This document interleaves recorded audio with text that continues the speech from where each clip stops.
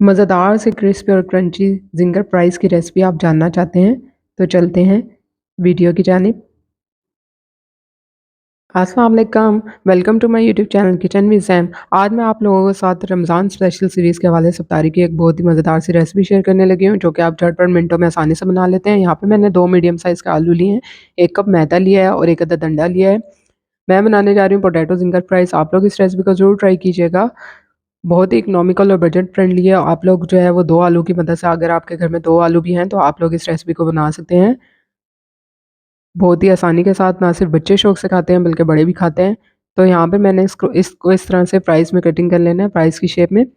बहुत ज़्यादा बारीक कटिंग नहीं करना आपने, थोड़ा-सा इसको मोटा कट करना है। ये देखिए इस तरीके से। आलू को मैंने अच्छे से वॉश कर लिया था और इसका पानी बिल्कुल आपने जो है वो ड्रेन कर देना है। अब यहाँ पे मैं इसमें हाफ़ टी स्पून नमक डाल रही हूँ, हाफ़ टी स्पून लाल मिर्च का पाउडर डाल रही हूँ। अच्छे से इसको हमने मिक्स करना है। इसके साथ ही हमने इसमें हाफ़ टी स्पून अदरक पाउडर डाल दिया है।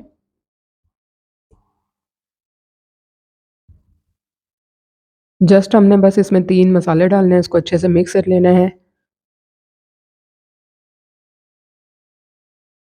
मैदे में भी हमने इसी तरह से हाफ़ टी स्पून नमक डाल दिया है, हाफ़ टी स्पून लाल मिर्च का पाउडर डाला है और हाफ़ टी स्पून अदरक पाउडर डाल के इसको अच्छे से मिक्स कर लिया था। ऑरिगेनो भी मैंने इसमें थोड़ा-सा डाला था। आप लोगों की अपनी चॉइस के ऊपर, अगर आप डालना चाहते हैं तो डाल लें, वरना आप स्किप कर सकते हैं। अच्छे से इसको मिक्स कर लेना है।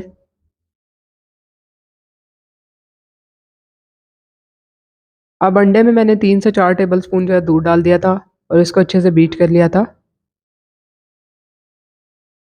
अब इसकी कोटिंग किस तरह से करनी है, सबसे पहले हमने फ्राइज़ को इस तरह से मैदे में कोट कर लेना है, अच्छे से आपने इसको कोट करना है।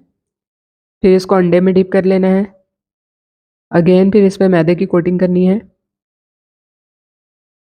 यानी कि आपने इस पे डबल कोटिंग करनी है। ये देखिए इस तरह से। वन बाय वन हमने इस तरह से कोटिंग करते जाना है। पहले हमने इसको मैदे में कोट करना है, उसके बाद अंडे में डिप करना है, अगेन फिर मैदे में इसकी कोटिंग करनी है। दूसरी तरफ मैंने ऑयल जो है वो मीडियम फ्लेम पर गर्म होने के लिए रख दिया था। बहुत ज़्यादा आपने हाई फ्लेम नहीं करना, मीडियम रखना है। तेल बहुत ज़्यादा गर्म नहीं होना चाहिए। ये देखिए हल्के से इसमें बबल्स आ रहे हैं, तो इस इतना ही गर्म होना चाहिए। फ्राइज़ हमने इसमें डालते जाना है। अब आप इसकी लुक देख सकते हैं कितनी शानदार लग रही है। इसकी कोटिंग कितनी ज़्यादा क्रिस्पी और क्रंची लग रही है। ये देखिए मैं आपको करीब से दिखा रही हूँ। तो देखिए पोटैटो ज़िंगर फ्राइज़ जो हैं वो तैयार हो चुके हैं। आप इस रेसिपी को ज़रूर ट्राई कीजिएगा। रेसिपी पसंद आई है तो इसको लाइक और शेयर करना मत भूलिएगा। चैनल को काइंडली सब्सक्राइब कर दीजिएगा। जल्द मिलूँगी आप लोगों के साथ एक और मज़े की रेसिपी। तब तक के लिए इजाज़त दीजिए। अल्लाह हाफ़िज़।